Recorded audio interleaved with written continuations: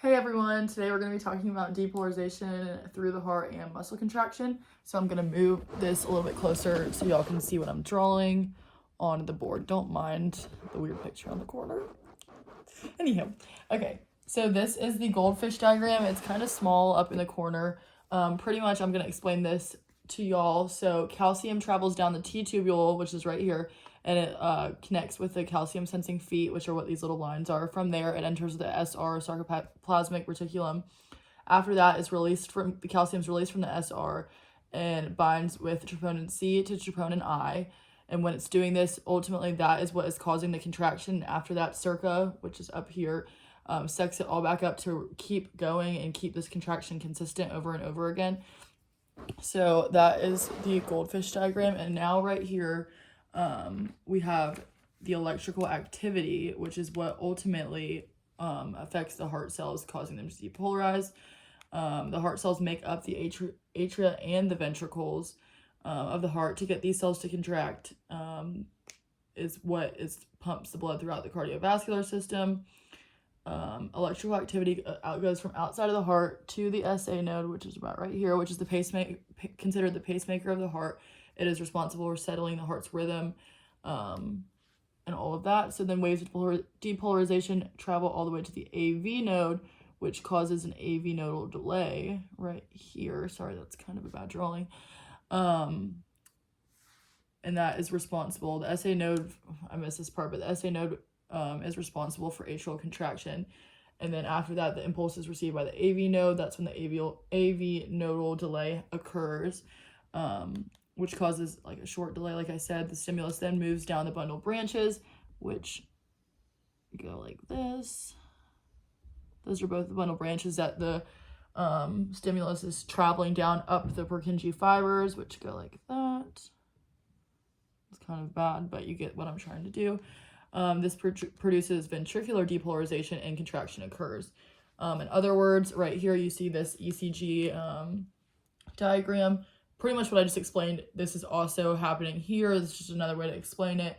P wave is atrial depolarization, QRS complex ventricular depolarization, and the T wave is ventricle repolarization, which we don't really talk about that as much in this section. But this is what you're looking for on the EKG. So a normal EKG will have this looking like figure. And if there are heartbeat like irregular, that's just not a word. If there are heartbeat issues, abnormal heart rhythm, arrhythmias, any like that, the EKG will show that and it will be abnormal. So the conduction system of the heart is what is responsible for generating the electrical signals that cause the heart to contract and relax. So yeah, these are three different pictures that are do a good job at explaining how depolarization and muscle contraction occurs in the heart. So now this is still going to be left up just so y'all can get a good visual, but we're going to be talking about the concept of heart failure. So what is heart failure exactly? Heart failure is when the heart isn't pumping as well as it should be normally, and isn't getting blood and oxygen to where it needs to go. So that's ultimately the premise and the big picture of what heart failure is. There is two major types that we learned about, HFrEF and HFpEF. HFrEF is systolic failure. This is the more severe one out of the two. They're both pretty severe, but this one is a little bit more. It is caused by changes in cellular signal transduction and excitation. It is also known as heart failure with reduced ejection fraction. So that is pretty much saying reduced blood flow being ejected from the heart. There's not as much to eject to go to everywhere that it's needed to go.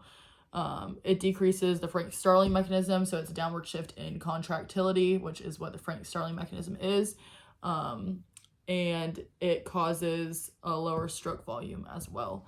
So the second major type of heart failure that we are discussing today is HFpEF. It is diastolic failure, or it has the heart has issues filling. It is caused by impaired ventricular filling. It is described as heart failure with preserved ejection fraction. There's no cure for either of these two, but out of the two, like I said at the beginning, HFpEF you can live with for longer. Eventually it does kill you. HFrEF though, it does have a greater effect sooner. It's harder to live with and like maintain. And yeah, there are many. So we're going to be talking about imaging modalities and how this can like help doctors or nurses or even the individual themselves see the heart pathology. We talked about a lot of heart imaging mechanisms and modalities in class, but I'm not going to get into all of them just because there's so many of them, and they're all very informative and unique to like specifically what they do. So the first one I want to talk about specifically is the MRI. The MRI specific to cardiac, like the cardiac system, because you can do MRIs anywhere on your body. They're done on the heart to assess symptoms that can suggest if you have atherosclerosis, heart disease, heart failure, and sorry, my battery just popped up, and aneurysms. This has different, going back to where we were talking about the MRI, it uses radio waves to knock the atoms in the body out of alignment and measures the amount of time it takes for the atoms to realign. So that is what's unique to the MRI specifically. That's you use you use different imaging techniques for different specific things that you're looking for. The second one I'm going to be talking about is the stress echocardiogram. This specifically uses sound waves to produce an image of the heart and see how it's functioning. It also lets doctors see like the specific walls of the heart and how it's working, if it's working functionally or it's not working as it's supposed to be, especially during exercise. So they can see if it's working before or after exercise, what's the difference, like all of that. So that's also very unique to that specific test, and that's why it's used specifically more so for exercise than not. The last test we're going to be talking about is a PET scan. This is a non-invasive nuclear imaging test. It uses radioactive traces to produce images of the heart. So that's unique to what that does. It's used to diagnose specifically coronary artery disease, and it can show the specific heart muscles, which some of the others can't do. So that's why the PET scan is also unique. There are more than these three. I just was like naming the three specific ones I was most interested about and that I thought were unique. There is more information in other videos that you can find about the other options that there are for heart imaging and looking at heart pathology. So in this second part to this video, we have more of a case study situation that I'm going to be discussing with y'all. So pretty much a patient comes in and he's like a 50-something-year-old male, I think 57. He comes in to the clinic and he's describing his medical history with the doctor. He is on a diuretic specifically and a vasodilator medication.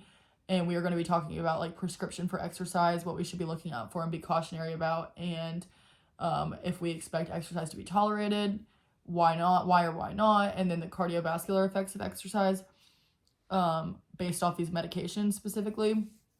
So diuretics are meant to promote urine production, and they're used more so for fluid retention and to improve blood pressure.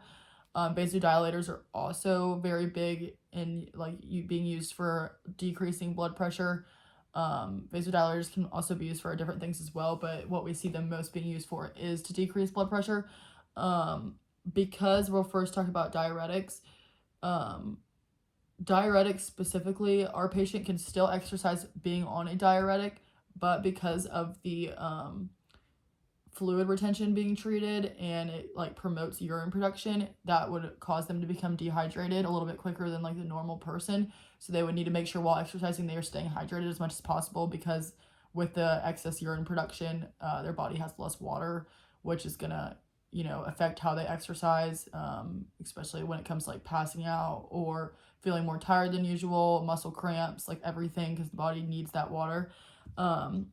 Some specific effects that I have researched about diuretics during exercise can potentially cause fatigue, dizziness, hypotension, and hyperthermia. Another big thing that we will look out for when he's exercising is the hypotension. Diuretics are known to lower blood pressure, obviously, and exercise to begin with sometimes raises blood pressure systole, not diastole, but because of the potential risk for hypotension, which is ultimately really bad, he needs to be checking his blood pressure before and after exercise, and if he feels at all dizziness or sees any type of stars or nauseous, anything that could be associated with low blood pressure, he needs to stop working out immediately, get off the treadmill or whatever he's on and take his blood pressure.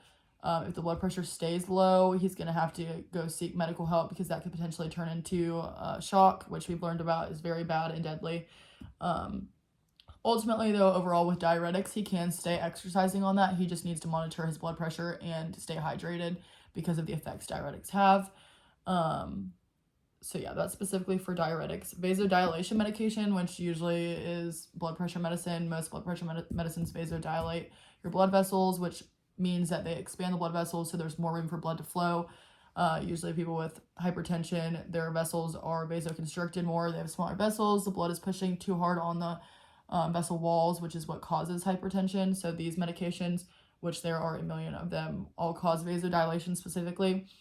While exercising, there are things to look out for, although you can still exercise with being on vasodilation medication.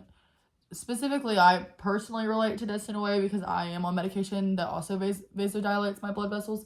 And what they told me that I need to look out for while exercising is just any type of symptom like fatigue, dizziness, anything that may feel off. I need to stop immediately and get off and like check my blood pressure. Other than that, exercise is tolerated well with vasodilation medicine. Being on both of them together at the same time, you should still be able to exercise. You just need to be aware of the potential risks that come with being on both these medicines. But there are no like overall serious risk factors that could occur. And if there is, we would recommend our patients stop exercising and potentially get on a different medication if they wanted to continue to exercise. But overall, these two medications are both very well with exercising. They both have their potential risks for like symptoms and side effects while exercising, but our patient should be able to do that well. So yep, that is me going over the case study about our patient. So if y'all have any other questions, let me know. Bye.